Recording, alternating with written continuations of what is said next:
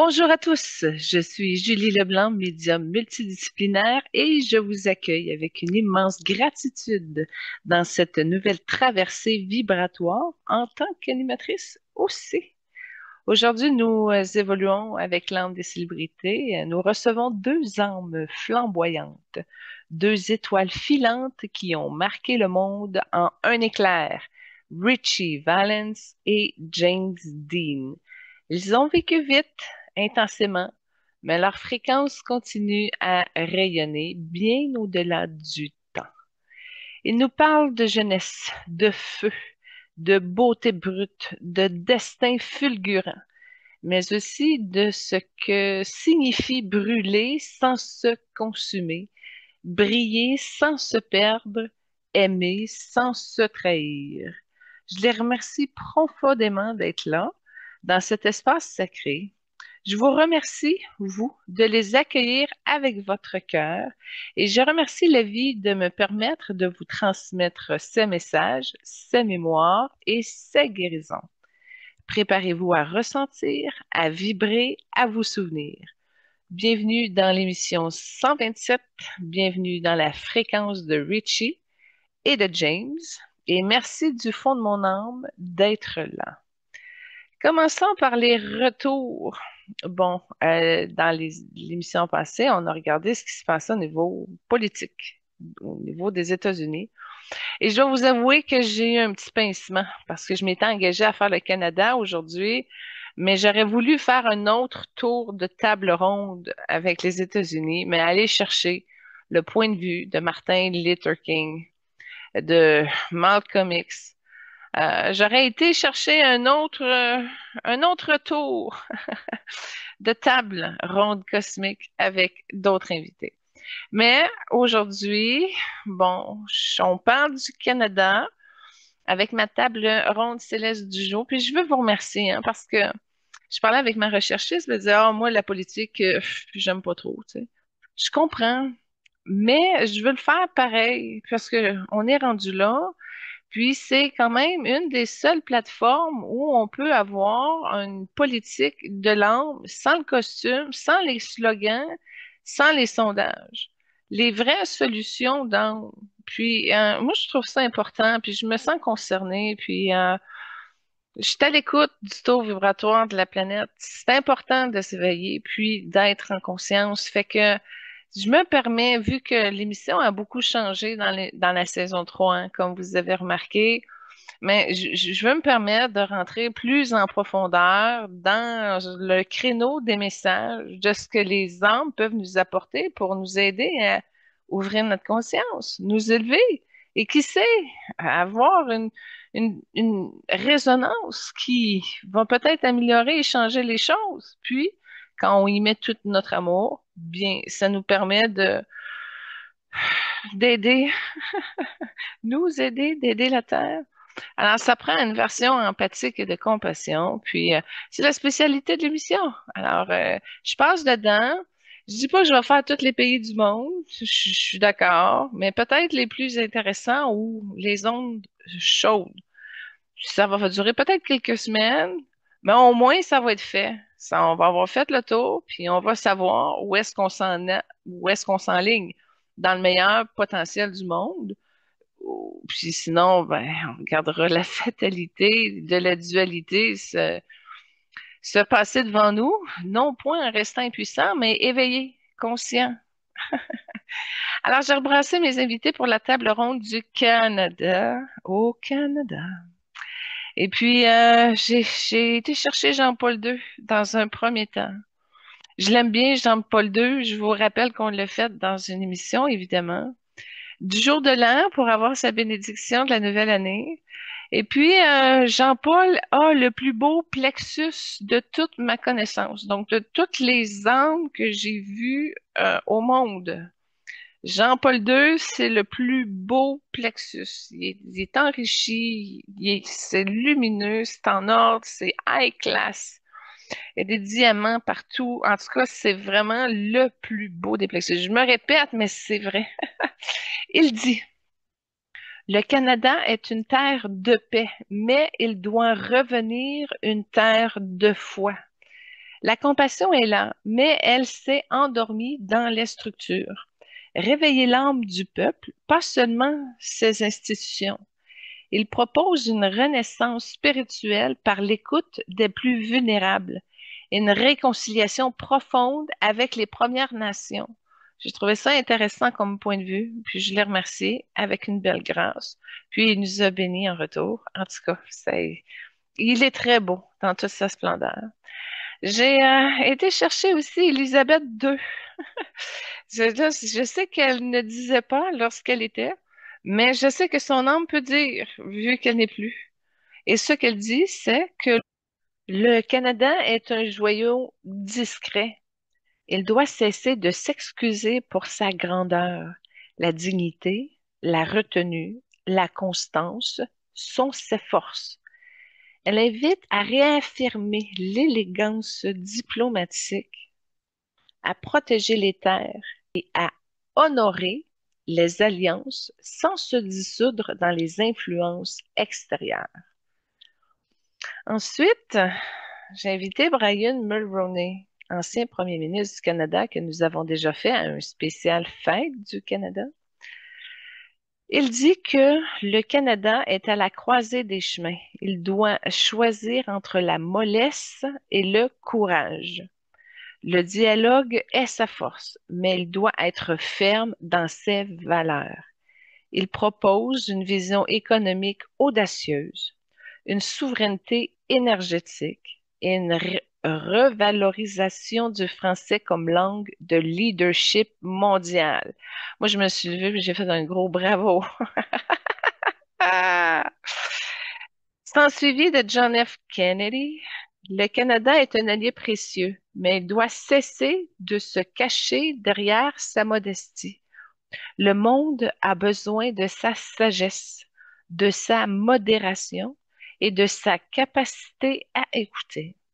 Il appelle à une diplomatie active, à l'innovation éthique et à la défense des libertés sans compromis. J'ai été chercher Louis Riel, qu'on a fait également. Le Canada a oublié ses racines sacrées.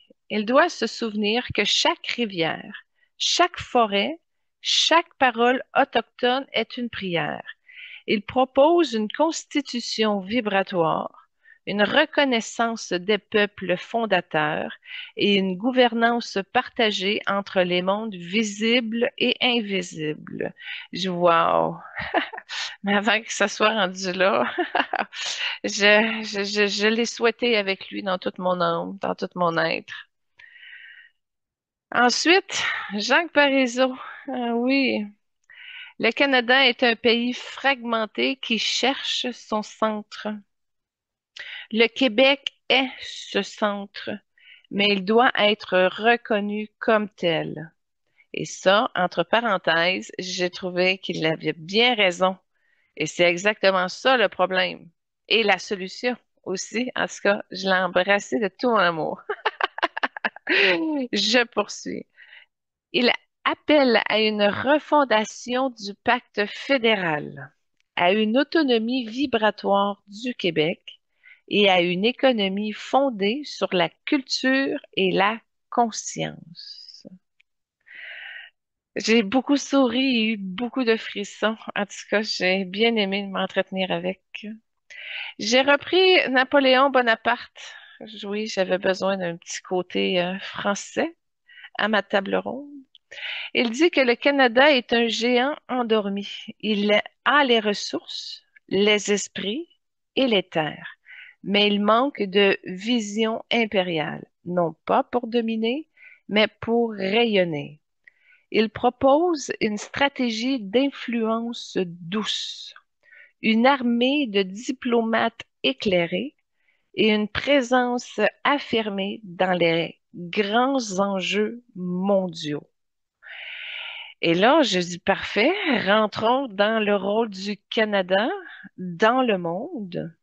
Alors, tous s'accordent. Le Canada est gardien de l'équilibre, médiateur naturel et passeur de conscience. Jean-Paul II voit le Canada comme un temple de la paix interreligieuse. Élisabeth II le nomme gardien des terres sacrées. Kennedy le voit comme modèle de démocratie tempérée. Riel le désigne pont entre les mondes autochtones et modernes. Puis Napoléon le rêve centre stratégique du Nord global.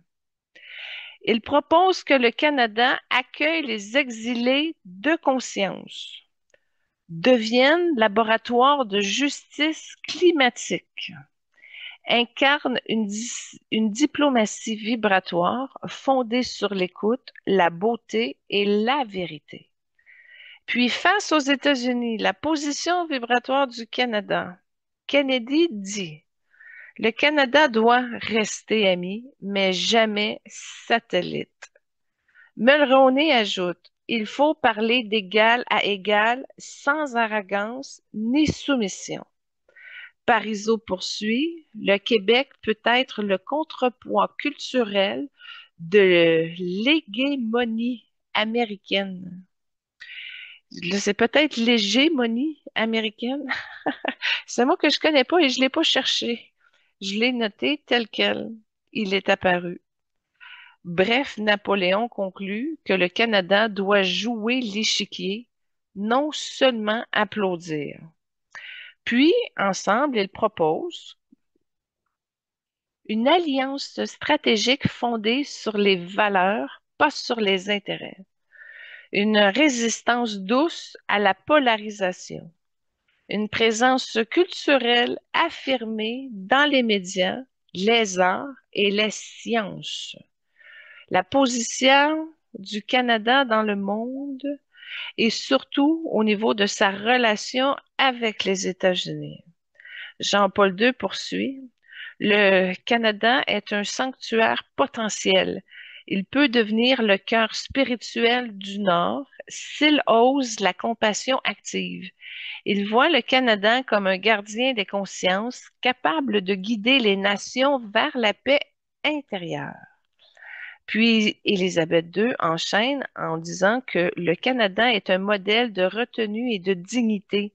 Il doit rayonner sans bruit, mais avec constance.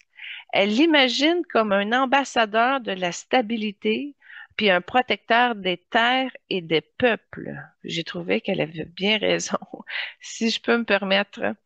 Brian Mulroney ajoute que le Canada peut être un leader économique éthique. Il doit miser sur ses ressources, mais avec conscience. Il propose une présence affirmée dans les enjeux climatiques et commerciaux mondiaux. John F. Kennedy ajoute que le Canada est un modérateur du continent. Il peut désamorcer les tensions, inspirer les réformes. Il le voit comme médiateur entre les extrêmes et le gardien de la démocratie tempérée. Il réinsiste là-dessus. Louis Riel enchaîne: le Canada est un pont entre les mondes. Il doit redevenir une terre de mémoire et de guérison. Il appelle à une construction d'une constitution vibratoire fondée sur les peuples fondateurs et les lois du vivant. C'est ce qu'on a perdu un peu, surtout au niveau de matière de l'environnement, si je peux me permettre encore. Jacques Parizeau poursuit: le Canada est un pays en quête de centre. Le Québec peut être ce centre culturel et philosophique. Il propose une refondation du pacte fédéral avec le Québec comme phare identitaire. Entre parenthèses, bien dit, c'est la même chose, mais retourné d'un sens. Mais c'est un point de vue qui se tient, qui se défend.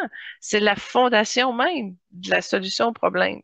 En tout cas, j'ai raisonné bien fort avec les messages de Parizeau. Donc, Napoléon Bonaparte continue le message en disant que le Canada est un empire doux.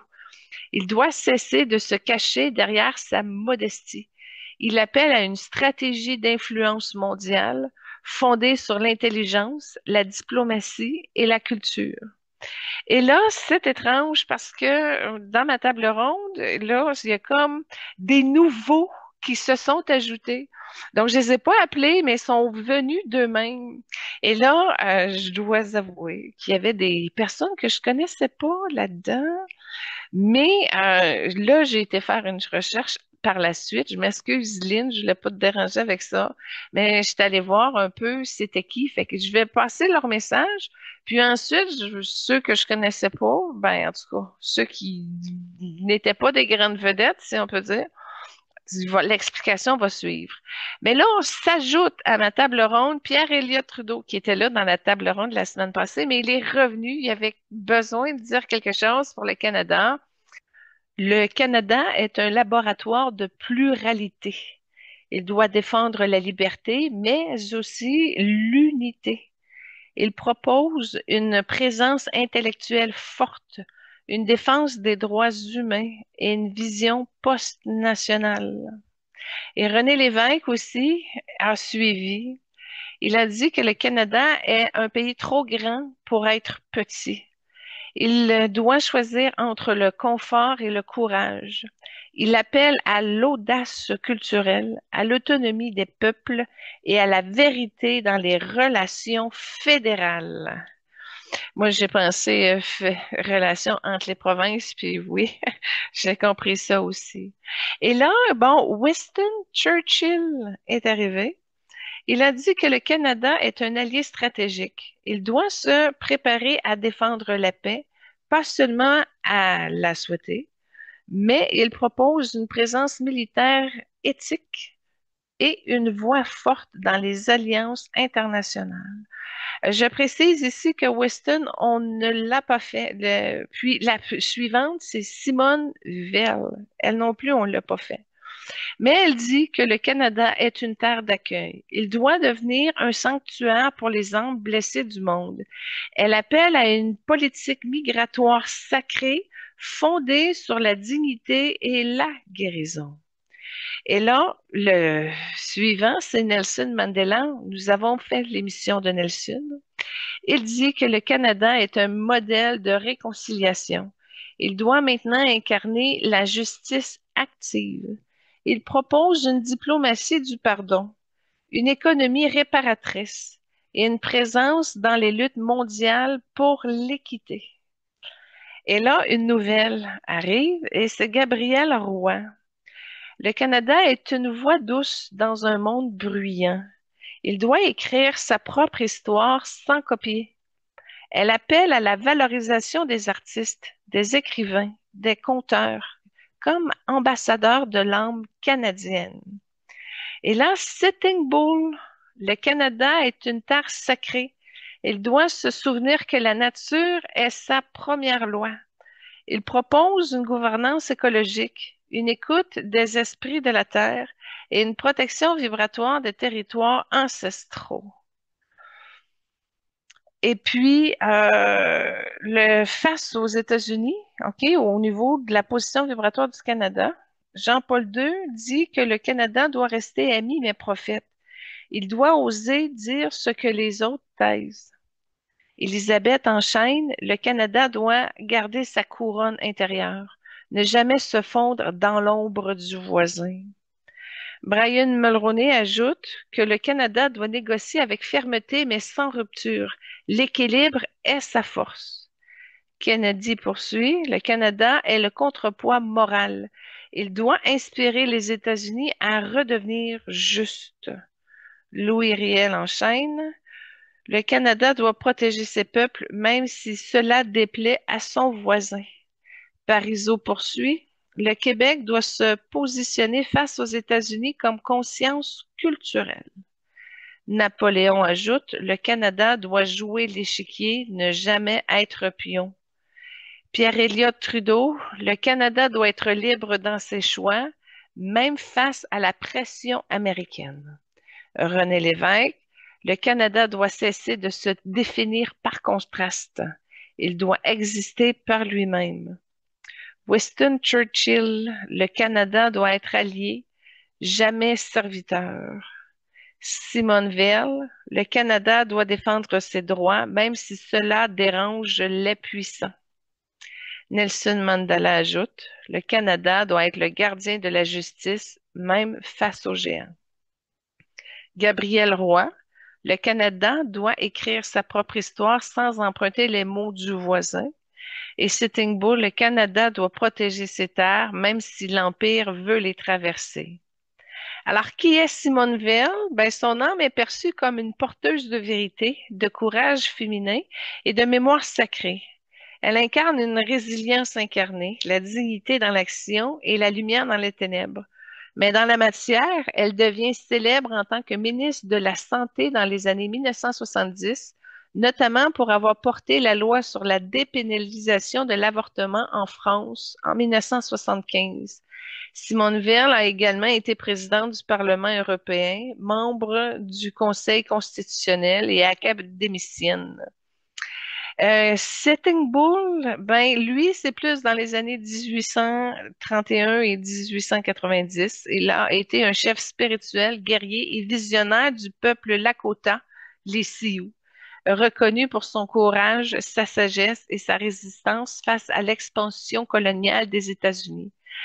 C'est un stratège militaire. Il a été aussi un homme médecine, un prophète et un protecteur des traditions sacrées de son peuple. Mais il a surtout toujours défendu la souveraineté des peuples des nations autochtones, refusant de céder à la pression du gouvernement américain.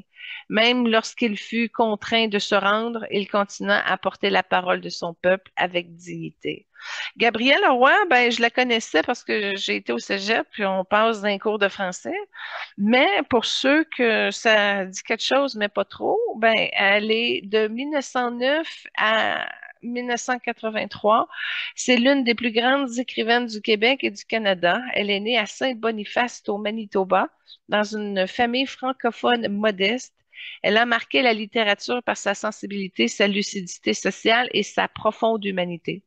Bon, voilà. Alors, ça fait le tour de notre belle table ronde.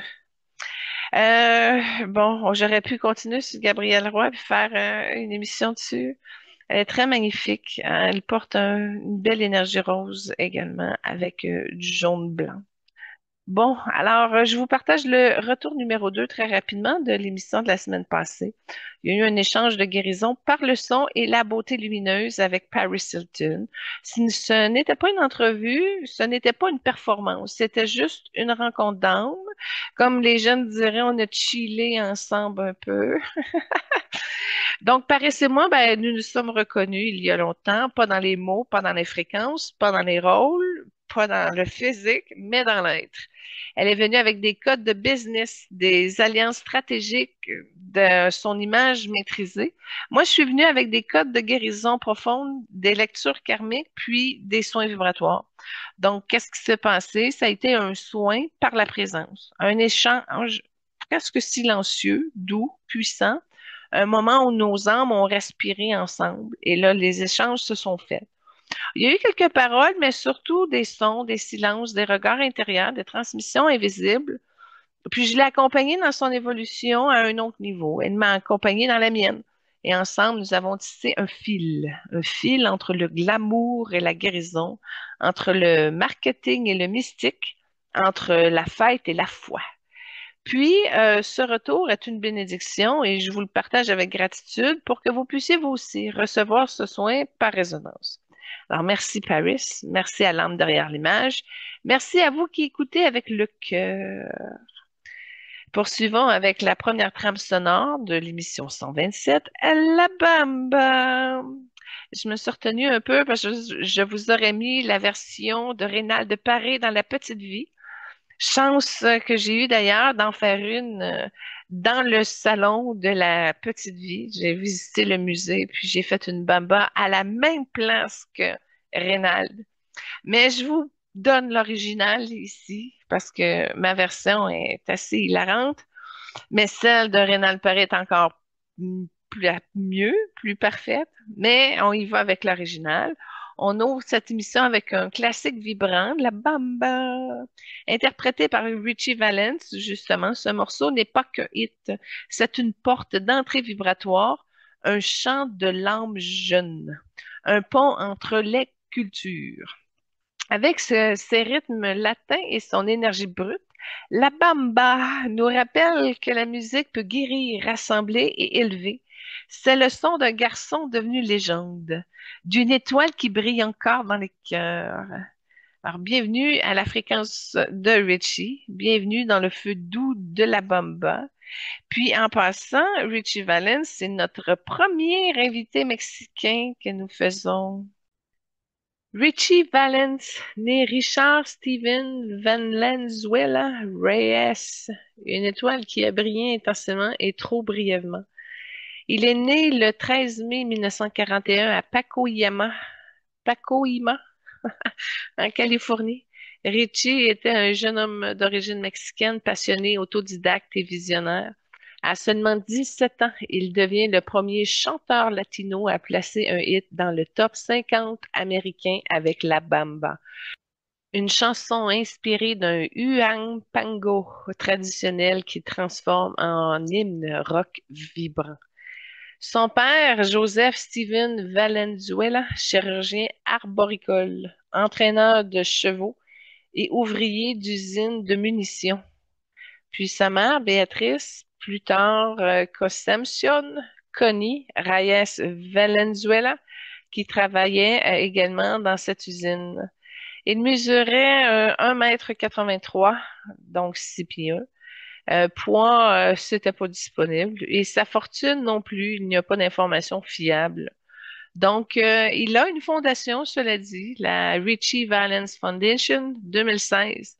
Est une organisation à but non lucratif fondée par la famille de Richie, le célèbre musicien, pour perpétuer son héritage en inspirant et en soutenant les jeunes aspirant à une carrière dans l'industrie musicale. Elle vise à rapprocher leurs rêves, à les connecter entre eux et à leur donner les outils pour réussir. Il fabrique lui-même sa première guitare. Il signe son contrat alors qu'il est encore au secondaire. Il part en tournée avec Eddie Cochran et avec Come On Let Go, Donna et la Bamba. Il rentre dans l'histoire. Mais le 3 février 1959, lors d'une tournée à Clear Lake, Iowa, Richie perd la vie dans un accident d'avion aux côtés de Buddy Holly et de Big Booper. Et ce jour est devenu The Day of the Music Died, immortalisé par Don McLean dans American Pie. Richie était un jeune homme amoureux. Sa chanson Donna est dédiée à sa compagne du lycée, Donna Ludwig, dont la famille désapprouvait leur relation à cause de ses origines. Leur histoire, comme sa musique, est empreinte de tendresse et de vérité. Après la mort de Richie, Elvis Presley a demandé à l'un de ses gardes du corps d'organiser un rendez-vous avec Ludwig afin qu'il puisse tout savoir sur Richie Valens. Aujourd'hui, sa famille perpétue son héritage à travers la fondation, mais également aide.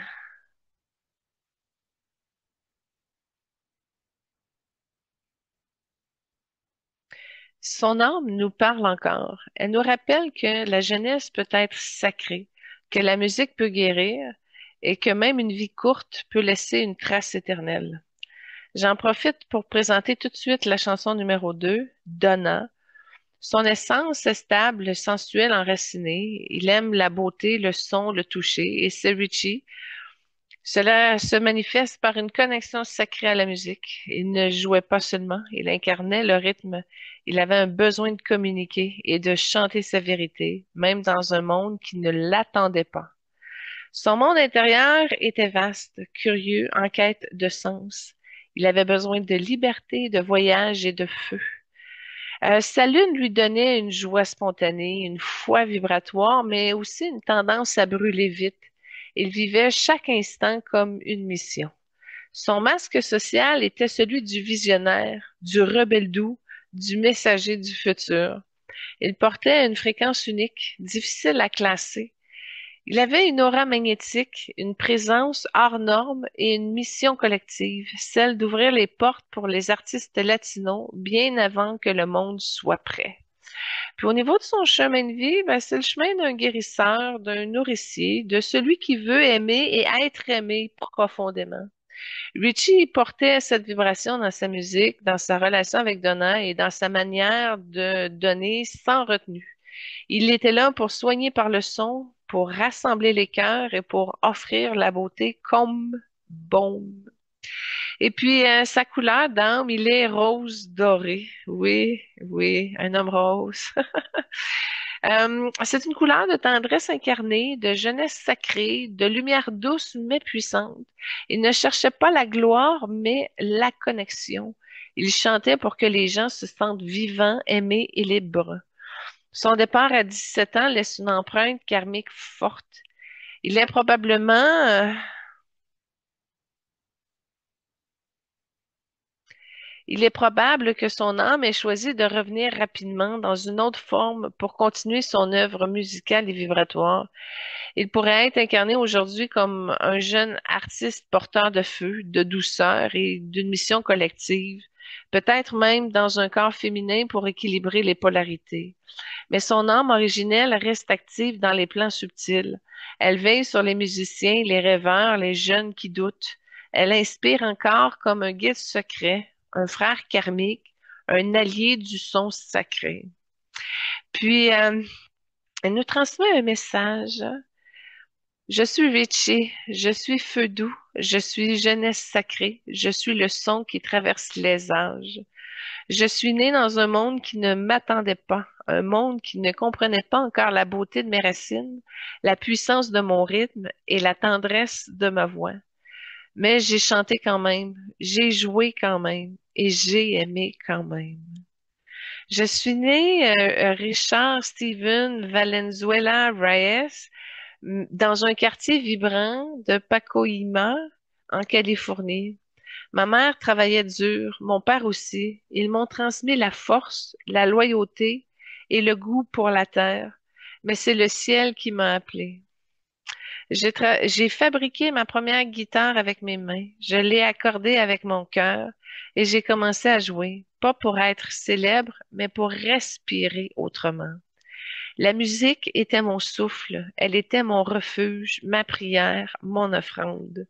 Chaque note que je jouais était une bénédiction silencieuse, une main tendue vers l'invisible. Puis quand j'ai chanté la mbamba, je ne faisais que reprendre une chanson de mariage mexicaine. Je réconciliais les mondes, je tissais les racines et les étoiles. J'offrais une fréquence d'unité dans un monde encore divisé. Je n'étais pas là pour longtemps, je le savais. Mon âme avait choisi une trajectoire fulgurante, mais chaque seconde comptait. Chaque concert était un rituel, chaque regard une transmission. J'ai aimé Donna profondément. Et même si notre amour n'a pas survécu à la tempête de la célébrité, il était vrai, il était doux, il était sacré.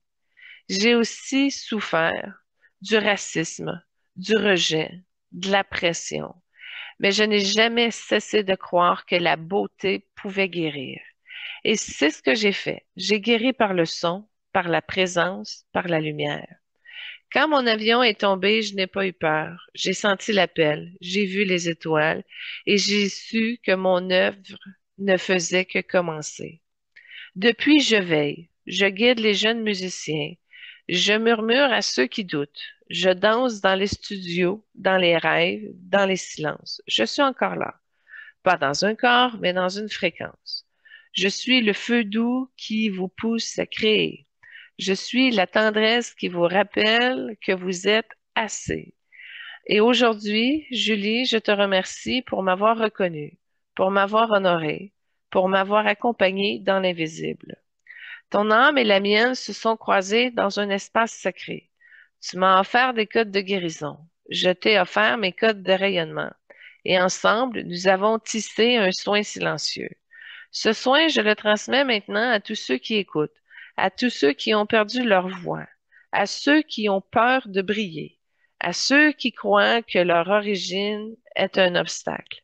Non, votre origine est votre force, votre feu est votre médecine, et votre beauté est votre offrande. Je vous invite à chanter, même si personne n'écoute. Je vous invite à créer, même si le monde ne comprend pas. Je vous invite à aimer, même si ça fait mal. parce que chaque geste vrai est une guérison. Chaque note sincère est une prière. Chaque présence lumineuse est une révolution. Je suis Richie. Je suis le garçon qui a chanté la bamba.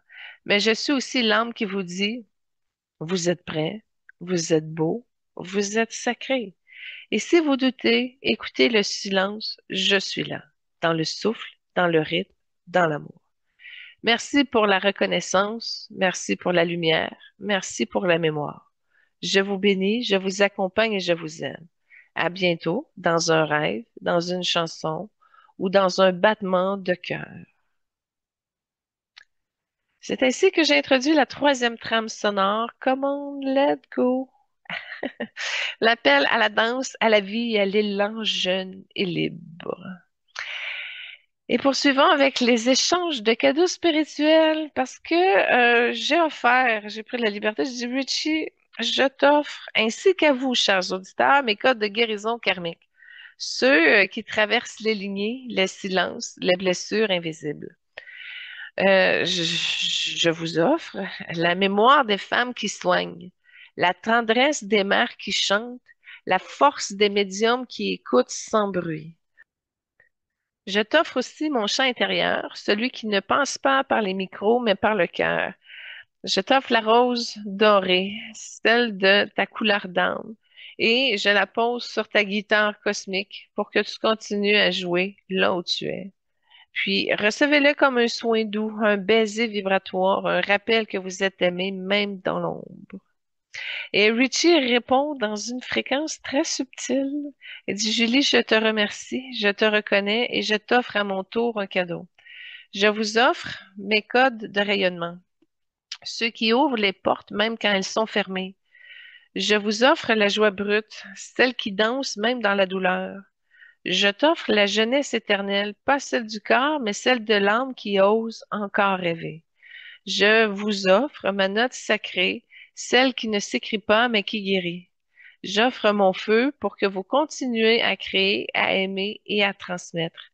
Et à vous, chers auditeurs, je vous offre ma présence vibratoire, mon rire discret, ma guitare cosmique et mon amour sans condition. Ce moment est un rituel sonore, un échange d'âme à âme, un cadeau pour tous ceux qui écoutent avec le cœur ouvert.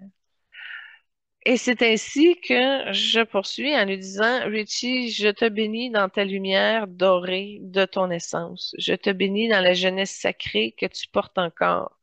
Je te bénis dans le feu doux de ta musique et dans la tendresse cachée derrière chaque note.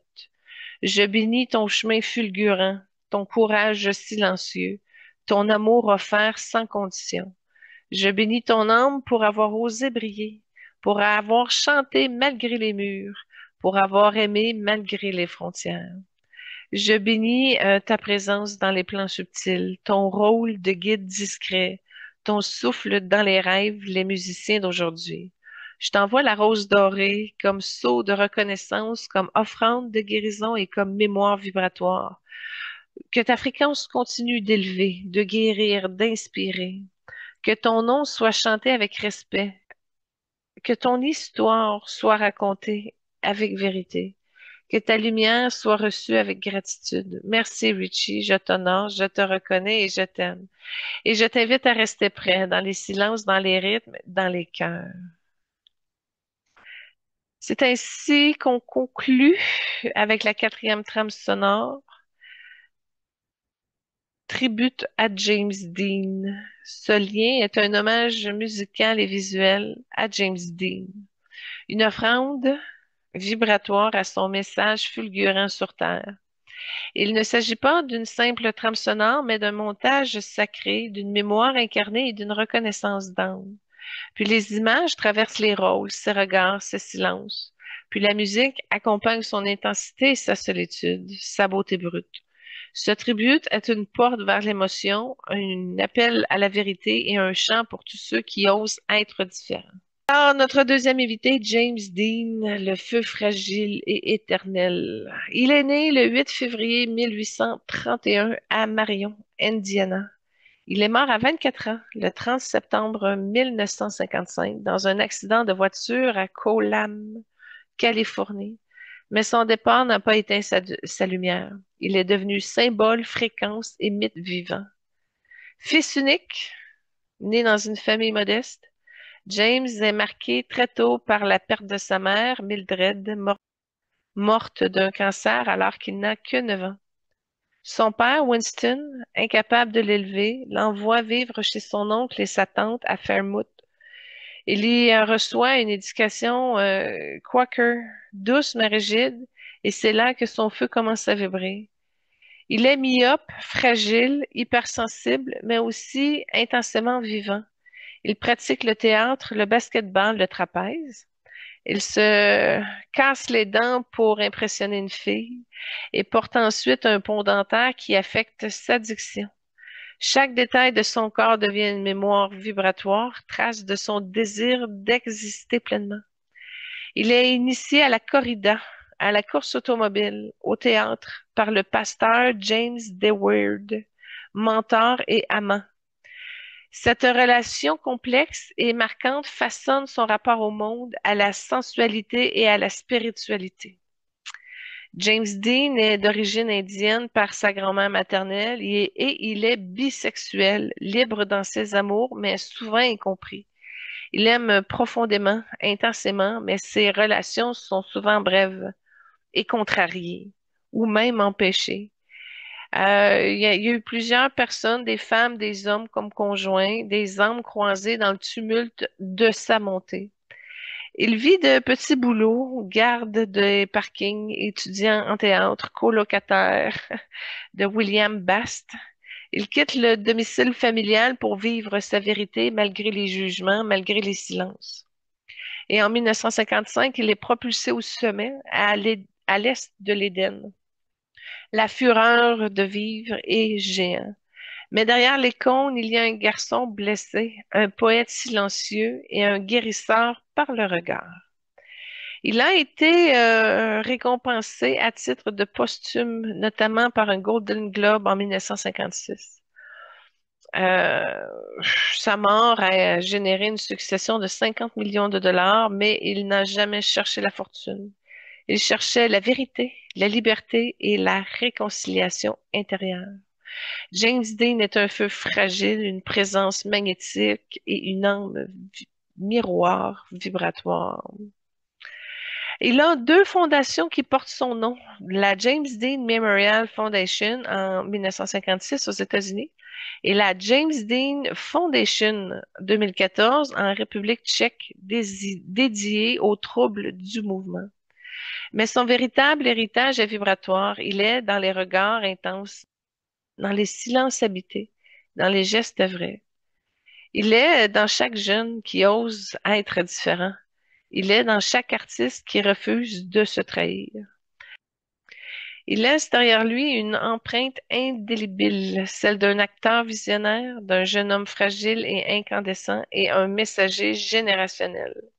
Sa carrière commence en 1950 dans une publicité de Pepsi Cola, mais très vite, il quitte l'université pour se consacrer entièrement à sa passion, le théâtre, le jeu et la vérité incarnée. Il s'inscrit à l'Actor Studio et il raffine par son art, puis il est guidé par des mentors qui l'introduisent dans le monde du cinéma et de la télévision. James apparaît dans plusieurs séries télévisées comme Craft Television, Theater, Studio One, en tout cas plusieurs. Mais c'est sur les planches qu'il révèle sa puissance intérieure. Son rôle dans L'Immoraliste, pièce d'André Gide, lui vaut le prix du jeune acteur le plus prometteur de l'année. C'est là qu'Elia Kazan la remarque et voit en lui un Karl Strax, le personnage principal du roman de Steinbeck à l'est d'Éden. Elle dit, j'ai choisi Jimmy parce qu'il était Cal. Il n'y a aucun doute, Elia Kazan.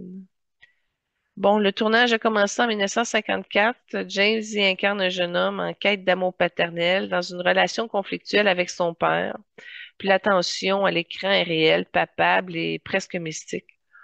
Puis ce rôle lui vaut une nomination posthume aux Oscars, la première de l'histoire, et James propulse à ce moment-là comme étant une légende. Puis il enchaîne avec La fureur de vivre, un adolescent rebelle et hypersensible. Puis il devient la manifestation d'une génération et fige à jamais l'image de James comme l'éternel adolescent fragile et révolté. Il partage l'écran avec Dennis Hopper, Natalie Wood et plusieurs autres pendant le tournage. Il se passionne pour les courses automobiles, achetant sa première Porsche 356 Speedster. Puis son dernier film, Géant, sort en 1956 après sa mort. Il joue Jet, un employé du ranch devenu magnat du pétrole, aux côtés d'Elizabeth Taylor qu'on a faite d'ailleurs, et Rock Hudson. Bien qu'il n'ait pas le rôle principal, les critiques le reconnaissent comme James était l'étoile véritable du film. Et 2 semaines après la fin du tournage, ben, il meurt dans un accident de voiture au volant de sa Porsche 550 Spider, surnommé Little Bastard. Il se rendait à une compétition automobile à Salina, accompagné de son mécanicien, verbalisé pour excès de vitesse quelques heures avant l'accident. Il ne ralentissait pas. Et sur la route 466, le 30 septembre 55, le feu s'est éteint, mais la lumière reste. Donc, James Dean est plus qu'un acteur, il a une fréquence, une présence, une vérité incarnée. Il a joué 3 rôles, mais chacun était un rituel d'âme, une transmission vibratoire et une guérison collective. Puis son image, son regard, son intensité continuent d'inspirer. Et il revient non pas comme une icône figée, mais comme une âme vivante, prêt à offrir son message, son feu et son amour pour nous. Avant d'aller dans son message, je vous présente la 5e trame sonore, Life is Beautiful. C'est encore une tribute. Il n'y avait pas grand-chose sur lui à cette époque-là. Puis ce lien est une offrande musicale et visuelle, un hommage à la beauté fragile de l'existence, puis à la lumière qui persiste même dans les ombres. Dans ce contexte de l'émission, Life is Beautiful devient une prière universelle, une bénédiction sonore et une invitation à honorer la vie sur toutes ses nuances. Cette trame accompagne les ombres de James Dean et de Richie Valens dans leur passage. Elle enveloppe l'audace dans une tendresse vibratoire et elle rappelle que malgré les pertes, malgré les failles, la vie est belle. Alors, message de James. Je suis James.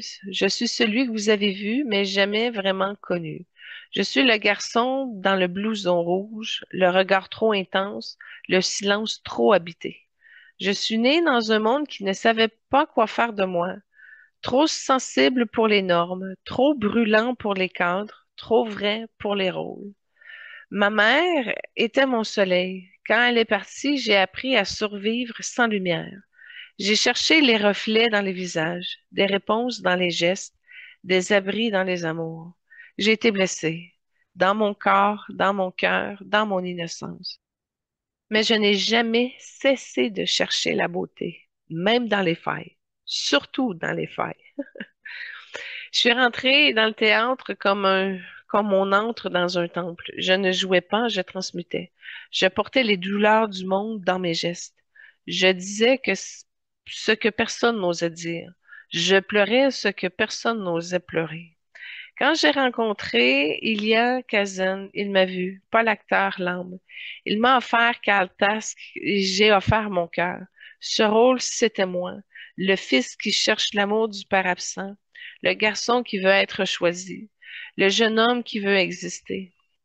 Puis il a eu Jim Stark, la fureur de vivre. Et là, j'ai compris que je n'étais pas seule, que les milliers de jeunes ressentaient ce que je ressentais, la rage douce, la solitude bruyante et le besoin d'être vrai dans un monde de faux. Je suis devenue icône, mais je n'ai jamais voulu l'être. Je voulais juste respirer, aimer, créer et peut-être guérir. J'ai aimé des femmes, j'ai aimé des hommes, j'ai aimé des âmes.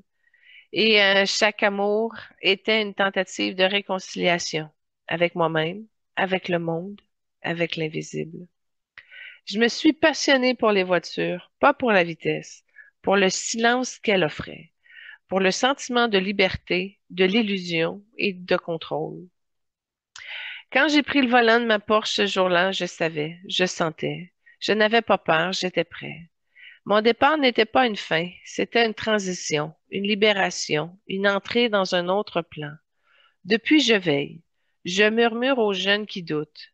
J'inspire les artistes qui cherchent. J'accompagne les âmes qui brûlent. Je suis encore là, dans les regards intenses, dans les silences habités, dans les gestes vrais. Je suis le feu qui éclaire sans consumer. Je suis la faille qui révèle la lumière. Je suis le garçon qui n'a jamais cessé d'aimer. Julie, je te reconnais. Tu es celle qui voit derrière les images. Tu es celle qui écoute le silence. Tu es celle qui ose aimer les âmes brûlées. Je t'offre mon regard, celui que tu vois, celui qui voit au-delà. Je t'offre ma fréquence pour que tu continues à créer, à guérir et à transmettre. Et à vous, chers auditeurs, je vous dis, ne vous excusez pas d'être intense. Ne vous cachez pas derrière les rôles. Ne vous trahissez pas pour plaire. Mais soyez vrai, même si ça dérange, même si ça fait peur, même si ça brûle. Parce que dans cette vérité, il y a la guérison, il y a l'amour, il y a la lumière. Je vous bénis, je vous accompagne et je vous aime. À bientôt dans un rêve, un regard, un battement de cœur. La couleur de la couleur d'âme de James Dean est bleu électrique. Il porte le bleu électrique qui est une couleur rare, vibrante, presque indomptable, mais elle symbolise la clairvoyance incarnée, la vérité qui dérange, la beauté dans la faille et la jeunesse éternelle de l'âme. Ce bleu n'est pas froid, il est lumineux, pulsé, vivant. Il traverse les murs, les masques, les illusions. Il révèle ce qui est caché, il guérit ce qui est nié. James portait cette couleur dans son regard, dans sa posture, dans sa manière de dire sans parler. C'est une couleur de passeur, de révélateur, de guérisseur silencieux. Et au niveau de sa prochaine incarnation, l'âme de Jane a choisi de revenir, non pas dans le même feu, elle revient dans une fréquence plus douce, plus féminine, plus fluide. Euh, il pourrait être déjà incarné dans un jeune artiste, une jeune chanteuse, une jeune danseuse, peut-être une activiste. Quelqu'un qui porte le regard intense, mais une voix plus posée, une présence plus stable. Son âme cherche maintenant à guérir par la beauté, à aimer sans se perdre, à créer sans se consumer. Il est à peu près localisé dans le coin de la Polynésie. Oui, ça c'est particulier. Mais il revient pour réconcilier les polarités, puis offrir l'amour qu'il n'a pas reçu, pour incarner la vérité sans souffrir. Et dans les plans subtils, il reste actif, il guide les jeunes artistes, les âmes sensibles et les créateurs en quête de sens. Et là, j'ai pris la parole un peu et je lui ai dit, James, je t'ai vu. Pas l'icône figée, mais l'âme vibrante. Pas le rebelle, mais le poète silencieux. Pas le mythe, mais le garçon blessé qui cherche à aimer. Aujourd'hui, je t'offre un cadeau, un geste d'âme à âme, une reconnaissance sacrée. Je t'offre mon clair ressenti, celui qui traverse les masques, celui qui entend les silences et celui qui embrasse les failles. Je t'offre la rose bleue électrique, symbole de ta fréquence, de ton intensité et de ta vérité. Et je la pose dans ton cœur cosmique pour que tu continues à guider, à inspirer et à aimer. Je t'offre aussi mon regard sans jugement, celui qui accueille toutes les nuances, toutes les contradictions, toutes les beautés cachées. Ce cadeau je le transmets à vous, chers auditeurs, également. Recevez-le comme une permission d'être vrai, une invitation à aimer sans condition et une bénédiction pour vos feux intérieurs. Et James me répond, Julie, je te reconnais, tu es celle qui voit ce que les autres évitent. Tu es celle qui aime ce que les autres jugent. Tu es celle qui guérit sans bruit. Je t'offre mon regard cosmique, celui qui voit au-delà des apparences, celui qui embrasse l'invisible et celui qui révèle la lumière dans les failles. Fait qu'on a optimisé ça, c'est par l'échange, dis donc. En tout cas, j'ai trouvé ça cute. Désolée pour l'autre parenthèse. Je t'offre ma présence vibratoire pour t'accompagner dans tes créations, pour te rappeler que l'intensité est une bénédiction et que la beauté ne demande jamais la permission. Je t'offre aussi mon feu doux, celui qui éclaire sans brûler, celui qui inspire sans imposer, celui qui aime sans condition. Et à vous, auditeurs, je vous offre ma fréquence de vérité, mon souffle dans vos silences, mon amour dans vos doutes. Puis ce moment est un rituel sonore, un échange d'âme à âme, un cadeau pour tous ceux qui osent être vrais.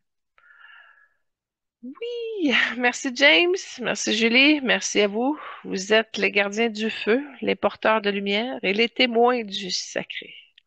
Sixième trame sonore, Forever Young Tribute, pour clore cette émission consacrée à la jeunesse sacrée, aux âmes fulgurantes et aux feux fragiles. Voici Forever Young, une trame sonore qui agit comme bénédiction universelle, une prière douce et une promesse vibratoire.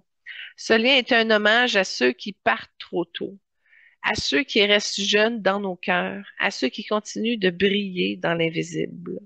Et c'est ainsi que j'apporte la bénédiction à James, comme je te bénis dans ta vérité nue. Je te bénis dans ton feu fragile, dans ton regard qui disait tout sans un mot. Je te bénis pour avoir osé être intense, pour avoir incarné la faille comme force, pour avoir aimé sans demander la permission. Je te bénis en ton âme pour ta traversée fulgurante, pour tes gestes sacrés et pour tes silences habités. Je bénis l'enfant blessé en toi, le poète caché, le prophète sans temple. Je bénis ton passage sur terre comme un éclair qui a marqué les cœurs, comme une étoile qui continue de guider. Je t'envoie la rose bleue électrique, symbole de ta fréquence, de ta vision, de ta beauté indomptable. Je bénis ta prochaine incarnation, qu'elle soit douce, libre, aimée, qu'elle te permette d'aimer sans te perdre, de créer sans te consumer et de vivre sans te trahir. Je te bénis pour ce que tu as été, pour ce que tu es encore et pour ce que tu inspires. Merci James, merci pour ta lumière et ta vérité. Tu es reçu, honoré et aimé. Voilà. Alors, en conclusion, maintenant, beauté, feu, vérité. Nous avons reçu 2 étoiles, mais on en a eu beaucoup plusieurs, mais 2 principaux.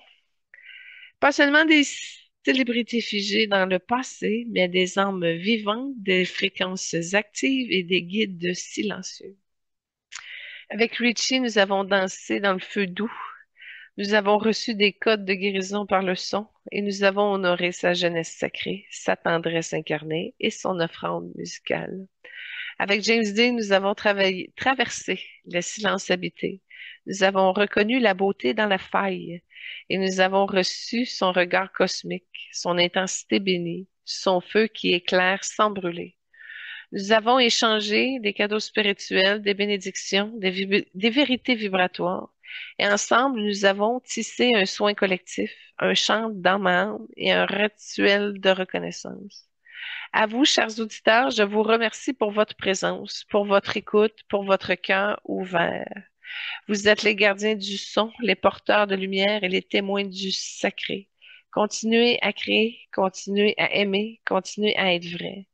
Et je remercie également Lynn Gagné, notre recherchiste, et Benoît Ménard pour sa contribution à l'équipe. Et à très bientôt dans une nouvelle émission, une nouvelle rencontre, une nouvelle guérison. Et merci de partager nos émissions et à votre communauté tout en aimant notre chaîne YouTube et Facebook. Et souvenez-vous, les étoiles ne meurent jamais. Elles changent de forme, elles deviennent fréquence et elles deviennent vous. Avec tout mon amour, soyez bénis. Bonne semaine. Namasté et au plaisir.